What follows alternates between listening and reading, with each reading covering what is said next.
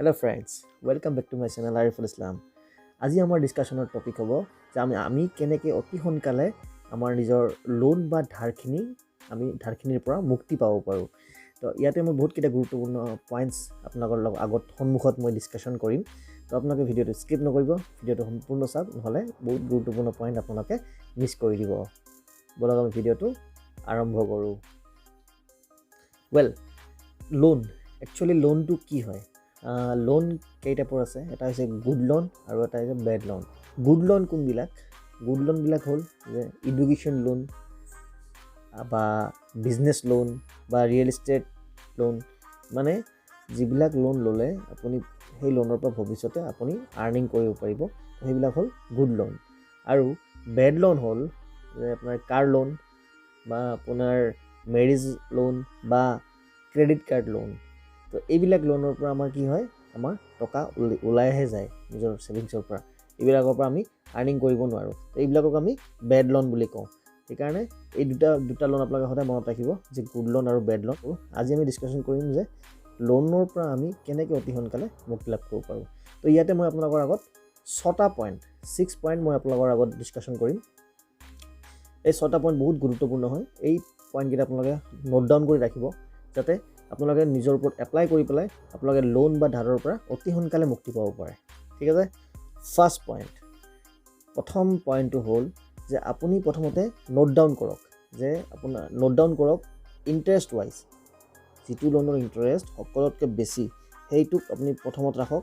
তাৰপিছত গ্ৰেজুৱেলি আপুনি কমাই আহক, যিবিলাক লোনৰ ইণ্টাৰেষ্ট কম সেইবিলাকক আপোনালোকে কমাই আনি পেলাই আপোনালোকে এটা লিষ্ট বনাওক। চাওক, যেতিয়ালৈকে আপোনালোকে নোট ডাউন নকৰিব, যেতিয়ালৈকে আপোনালোকে বহী খাতা কলমত নিলিখিবগৈ, কলম লৈ পেলাই আপোনালোকে নিলিখিব বহীত, তেতিয়ালৈ আপোনালোকে লোনৰ পৰা হাত সাৰিব নোৱাৰে। তো আপোনালোকে ভয় নাখাব, কাৰণ মানুহে লিখিবলৈ ভয় খায়। কাৰণ লিখিলে চকুৰ আগত থাকিব নহয় যে মোৰ লোনটো ইমান লোন চলি আছে, এটা বহুত ভয় লাগি থাকে। চ' মানুহ ওপৰে মানে চলি থাকিব বিচাৰে। চ' আপোনালোকে নোট ডাউনটো কৰক।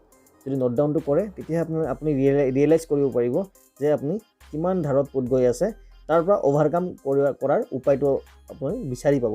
তো মই পইণ্টকেইটা কৈ আছোঁ, তাৰ পৰা আপোনালোকে কেনেকৈ উপায়টো বিচাৰি পাব। ফাৰ্ষ্ট আপুনি নোট ডাউন কৰক ইণ্টাৰেষ্ট ৱাইজ, যিটো ইণ্টাৰেষ্ট চবতকৈ বেছি আপোনালোকে ওপৰত লিখক, তেনেকৈ লাহে লাহে কমাই আনক। এনেকুৱা ইণ্টাৰেষ্ট বেছি আছে, ক্ৰেডিট কাৰ্ডৰ লোনৰ ইণ্টাৰেষ্ট 35 to 40%, তো ওপৰত লিখি ৰাখক এইটো, যদি ক্ৰেডিট কাৰ্ডৰ লোন আপোনাৰ আছে। তেনেকৈ আপোনাৰ যদি কিছুমান আনচিকিউৰ্ড লোন থাকে, সেইবিলাকৰ 15 to 20% থাকে। কিছুমান পাৰ্চনেল লোন থাকে 12% to 14%, 15% থাকে। এনেকৈ গ্ৰেজুৱেলি কমাই আনক। হোম লোন 6 to 8% থাকে, এনেকৈ কমাই আনকগৈ। ঠিক আছে, আপোনালোকে নোট ডাউনটো কৰক। ছেকেণ্ড পইণ্টটো বহুত গুৰুত্বপূৰ্ণ। ছেকেণ্ড পইণ্টটো হ'ল আপোনালোকে বাজেটিং কৰক আৰু প্লেনিং কৰক। বাজেটিং কেনেকৈ কৰিব? আপুনি এটা মাহত আপোনাৰ চেলাৰী, বা আপুনি যদি বিজনেছমেন হয়, আপোনাৰ এটা মাহৰ ইনকামটো কিমান হৈছে, ফাৰ্ষ্ট ইনকামটো আপুনি ওলাই লওক যে মোৰ ইনকামটো 1 লাখ টকা হৈছে। এক্সাম্পল লৈছোঁ মই দেই, আপোনাৰ ইনকামটো 1 লাখ টকা হৈছে। যদি আপোনাৰ ইনকাম 1 লাখ টকা হয়, তাৰ পৰা আপুনি এটা মাহত কিমান এক্সপেন্স কৰিছে আপুনি নোট ডাউন কৰক। যে মোৰ এক্সপেন্স অন এন এভাৰেজ ওলাওক, লাষ্ট 3 মান্থৰ অন এন এভাৰেজ ওলাওক যে মোৰ এক্সপেন্স 50,000 এটা হৈ আছে। যে মোৰ এক্সপেন্স যদি 50,000 হৈছে, তেতিয়াহ'লে মোৰ বাচিলে কিমান? 50,000 ৰুপিজ। যদি পাৰে আপুনি সেই 50% যিটো বাচিলে, তাৰ পৰা মেক্সিমাম এমাউণ্টটো আপুনি, যিটো হায়েষ্ট আপোনাৰ ইণ্টাৰেষ্ট লোন হৈ আছে, যিটো লোনৰ আপোনাৰ ইণ্টাৰেষ্টটো বহুত হাই হয়, সেই লোনটো মাৰিবলৈ চেষ্টা কৰক ষ্টাৰ্টিঙত। ঠিক আছে, এনেকৈ আপুনি বাজেটিং আৰু প্লেনিংটো আপোনালোকে অতি সোনকালে ষ্টাৰ্ট কৰি দিয়ক, নিজৰ ওপৰত এপ্লাই কৰক। 3 নম্বৰ পইণ্টটো হ'ল আপুনি আপোনাৰ যিবিলাক এণ্টাৰটেইনমেণ্ট এক্সপেন্স আছে, বা আপোনাৰ entertainment expense in the sense আপোনাৰ ৰেষ্টুৰেণ্টত যোৱা, শ্বপিং কৰা, বা আদাৰ যদি ট্ৰেভেলিং কৰা, এইবিলাক যদি এক্সপেন্সেছ আছে, এই এক্সপেন্সেছবিলাক আপুনি কমাব পাৰে। তো এই এক্সপেন্সেছবিলাক আপুনি যিমান পাৰে কমাই আনক। তো আপোনাৰ কমাই আনি পেলাই যিটো আপোনালোকৰ টকা বাচিব, সেই টকাটো আপুনি নিজৰ লোনটো মাৰাত আপোনালোকে গুৰুত্ব দিয়ক। তেতিয়াহে কি হ'ব, আপুনি অতি সোনকালে লোনৰ পৰা মুক্তি পাবলৈ আপোনাৰ সুবিধা হ'ব। 4th পইণ্টটো হ'ল আপুনি অভাৰ স্পেণ্ডিং নকৰিব। অভাৰ স্পেণ্ডিং মানে আপুনি ধৰক ঘৰ বনাব বিচাৰিছে, যদি দৰকাৰ নাই আপুনি এতিয়া বনাব নালাগে। আপুনি প্ৰথমতে নিজৰ লোনটো শেষ কৰি লওক, তাৰপিছতহে আপুনি ঘৰ বনাত আপুনি গুৰুত্ব দিব। যদি আপোনাৰ চলি আছে চলি যাব দিয়ক, তেনেকৈ আপুনি এবছৰ নহয় 2 বছৰ পিছত আপুনি লোনটো মৰাৰ পিছত আপুনি নতুনকৈ ঘৰ এটা ধুনীয়াকৈ বনাব পাৰিব। আৰু তেতিয়া আপোনাৰ ঘৰটো যিটো হ'ব নহয় তাৰ আমেজটোৱে বেলেগ হ'ব বনোৱা, কাৰণ আপুনি পূৰা লোন মুক্ত হৈ বনাব। তেনেকৈ আপুনি যদি নতুন বিজনেছ এটা ষ্টাৰ্ট কৰিব বিচাৰিছে, আপোনাৰ লোন অলৰেডি আছেই আৰু নতুন বিজনেছ এটা ষ্টাৰ্ট কৰিব বিচাৰিছে, ন' ডাউট নতুন বিজনেছ ষ্টাৰ্ট কৰিলে আপুনি তাৰ পৰা আৰ্নিং কৰিব পাৰিব। কিন্তু এই নতুন বিজনেছটো ষ্টাৰ্ট কৰোঁতে যদি আপুনি ইনভেষ্টমেণ্ট কৰিব লাগে, তেতিয়াহ'লে নতুন বিজনেছটো তাতে ষ্টপ কৰি দিয়ক। এতিয়া নালাগে, আগতে আপুনি লোনটো মাৰি লওক, নিজৰ লোনখিনি মাৰি লওক, তাৰপিছত আপুনি নতুনকৈ বিজনেছ এটা ষ্টাৰ্ট কৰাৰ কথা আপুনি চিন্তা কৰিব পাৰে। বা কিছুমান আছে আপোনাৰ অভাৰ স্পেণ্ডিং কৰে বিয়া বাৰুত। চাওক, বিয়াত সকলোৰে মন যায় যে মই বিয়াত ধুমধামকৈ পাতোঁ, মই খৰচ বহুত কৰোঁ। যদি আপুনি লোনত ডুবি আছে, তেতিয়াহ'লে আপুনি যিমান পাৰে বিয়া বাৰুত খৰচটো কমাই আনক, একদম কম খৰচতে বিয়াখন চলাই দিবলৈ চেষ্টা কৰক, ঠিক আছে। কাৰণ অভাৰ স্পেণ্ডিং যদি আপুনি কমাব পাৰে, তো আপোনাৰ লোনটো মাৰোঁতে আপোনাৰ বহুত সুবিধা হ'ব। 5 নম্বৰ পইণ্টটো হ'ল যে আপোনাৰ ঘৰত যদি কিছুমান আননেচেচাৰী বস্তু পৰি আছে, যিবিলাকৰ ইউজ আপুনি লাষ্ট এবছৰৰ পৰা আপুনি ইউজ কৰা নাই।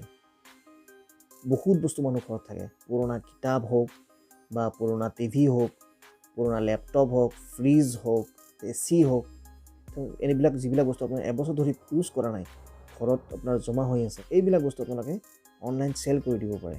তেনেকুৱা OLX আছে, কুইকাৰ আছে, এইবিলাকত আপোনালোকে এই এবছৰৰ ইউজ নোহোৱা বস্তুখিনি চেল কৰি দিয়ক। চেল কৰি দিলে আপুনি তাৰপৰা টকা এটা পাব, সেই টকাখিনি আপুনি লোন মাৰত আপুনি ইউজ কৰক। আৰু 6 নম্বৰটো এটা বহুত গুৰুত্বপূৰ্ণ পইণ্ট। 6 নম্বৰ পইণ্টটো হ'ল যে আপুনি আপোনাৰ ইনকামটো বঢ়াবলৈ, ইনকামটো ইনক্ৰিজ কৰিবলৈ চেষ্টা কৰক। আপুনি যদি চাকৰি কৰে, তেতিয়াহ'লে আপুনি অভাৰটাইম কৰক। যদি অভাৰটাইম কৰিলে আপোনাক এক্সট্ৰা পইচা দিয়ে, টকা দিয়ে, তেতিয়াহ'লে আপুনি অভাৰটাইম কৰক। বা আপুনি পাৰ্ট টাইম জব কৰক।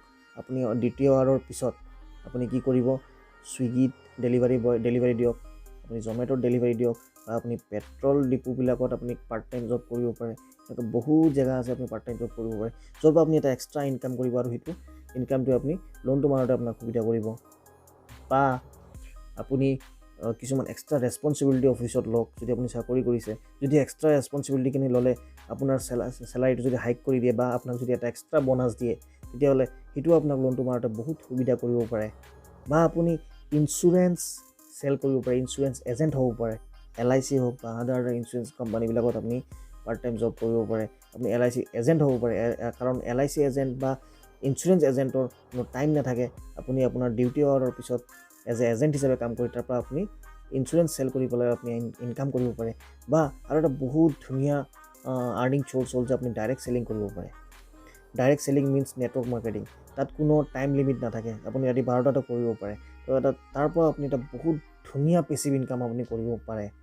আৰু এটা হ'ল, যিহেতু এতিয়া অনলাইনৰ যুগ হয়, তো আপুনি ফ্ৰীলেন্স কৰিব পাৰে বা ডিজিটেল মাৰ্কেটিং কৰিব পাৰে অনলাইনত আপুনি ফ্ৰীলেন্সিং কৰি পেলাই, মানে আজিৰ ডেটত কিছুমানে চেল্ফ ডিপেণ্ডেণ্ট হৈ গৈছে, ফ্ৰীলেন্সৰ পৰা বহুত টকা আৰ্নিং কৰিব পাৰে। ডিজিটেল মাৰ্কেটিং আপুনি ষ্টাডি কৰক, আপুনি শিকক ডিজিটেল মাৰ্কেটিং কি হয় বা ফ্ৰীলেন্সিং কেনেকৈ কৰে, তাৰ পৰাও আপুনি এক্সট্ৰা আৰ্নিং কৰিব পাৰে। আৰু সেই আৰ্নিংখিনিয়ে আপুনি আপোনাৰ লোনটো মাৰোঁতে আপোনাৰ বহুত সুবিধা হ'ব।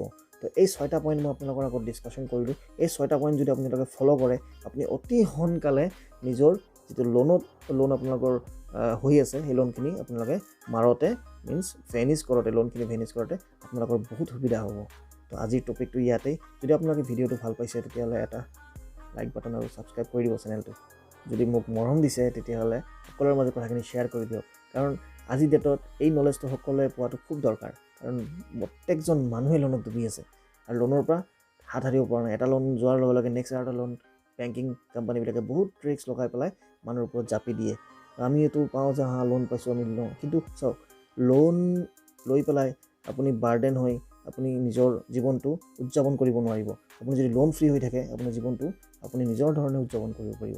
তো সোনকালে লোন ফ্ৰী কেনেকৈ হ'ব পাৰে, এই ষ্টেপবিলাক মানুহৰ মাজত অকণমান স্প্ৰেড কৰি দিয়ক। নিজৰ ৰিলেটিভৰ লগত কথাবিলাক আলোচনা কৰক। তাৰপিছত এই প্ৰচেছবিলাক কৰি পেলাই নিজৰ ওপৰত এপ্লাই কৰি পেলাই আপুনি অতি সোনকালে লোন ফ্ৰী নিজকো কৰিব পাৰিব আৰু আনকো কৰাত সহায় কৰক।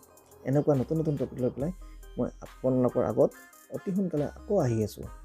আপোনালোকে সকলোৱে ভালে থাকক। আজিৰ কাৰণে বাই বাই।